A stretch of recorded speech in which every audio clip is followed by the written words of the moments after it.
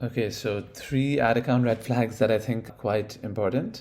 So number 1, spending too much on retargeting, immediate red flag. So what you see sometimes is, ad accounts are spending 50-50, so 50% on prospecting, 50 on retargeting, which is also okay depending on the type of business. But, if you're spending only 40% or 30% on prospecting, you're just never going to be able to scale the account. And then the result of that is, on Facebook, your return on ad spend will look amazing, like a 5 to 10x ROAS. So anytime I see that, I'm always a bit skeptical on how, these accounts are achieving like a 5x or a 10x return. And it's similar to just like Google branded search, right? Just bidding on the branded terms. So you're always going to see an amazing ROAS. So if you focus the account only on retargeting, like you're always going to see really strong performance in platform because the bulk of those people might be buying anyway. But the flip side is your Shopify sales are not growing. So, as you may invest more and more money in retargeting, you may actually not see your overall sales grow, as well as your frequencies will be really high and people will just keep seeing the ads often.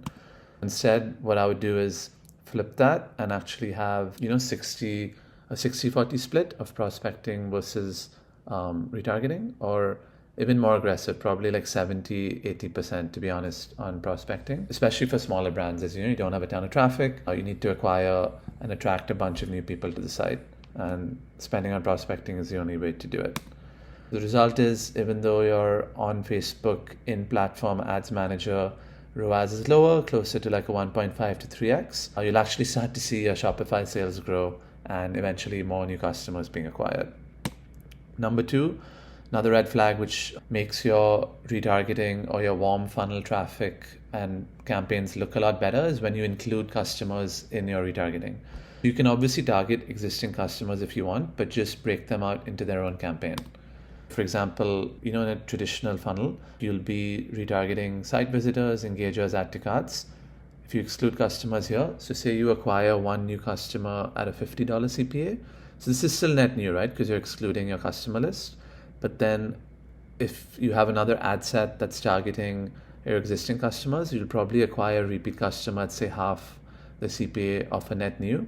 And then when you look at the blended results, it looks quite good. So this is looking at it a CPA perspective, but if you look at your ROAS, like your warm campaign might have a higher ROAS than you think because you're including the customer campaign or ad set within all of this. So, even though you've paid $50 to acquire one new customer, when you look at the results, it look like 37.5, and you've only got one net new customer. This 37.5 is just the 50 plus 25 divided by 2. So I always like to break out customer campaigns into their own campaign essentially. The last thing is overly segmented campaigns. You used to be able to do all this stuff, right? Like before iOS 14, like really segment the audience targeting, like do only Instagram placement, only 18 to 24, certain zip codes, all that stuff. Some of this still makes sense if you have a specific product, you can only sell in those zip codes or is only literally for a certain age. But, if it's just a regular product that appeals to mass market, I would just leave the targeting as broad as possible. Like just don't assume anything. Let Facebook kind of guide it for you. Facebook will anyway spend the money where it thinks it's going to find the best people. So that's segmented audience targeting. And then just segmented ad sets, like it's too overly segmented, right? Add to cart, breaking it down into 0 to 7, 7 to 15, 15 to 30.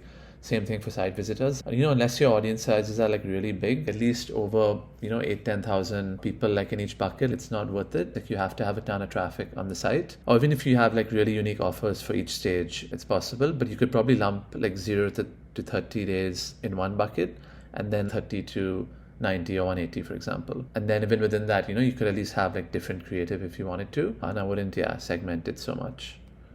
But that is it.